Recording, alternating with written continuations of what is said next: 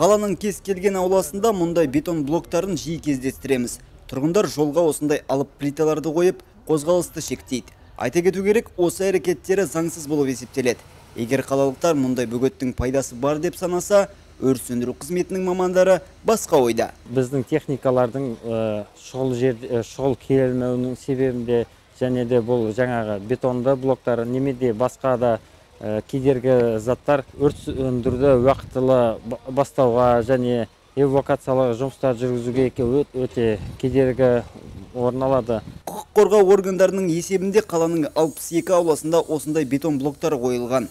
Бұдан бөлек жедел қызметтердің жұмысына тосқауыл болатын сымдар да тартылған. Өкініштісі, кедергілердің кері әсерін тұрғындар сезінбей отыр. Представители госорганов, прокуратуры, совместно УЧС, жилищной инспекции, акимата. Бүгінде біз прокуратура, полиция және өрт сөндіру қызметтерімен бірлесе рейд ұйымдастырдық. Қаланың бірнеше ауласына барып, бетон блоктарын алып тастаймыз. Мақсатымыз шаһарды қамту. Әзірге өрт сөндіру қызметінің мамандары бетон блоктарын арнайы техникамен алып тастауда. Олардың сөзінше, егер қалалықтар кедергілерді қайта қоятын болса, пәтер иелері кооперативінің төрағалары әкімшілік жауапкершілікке тартылады.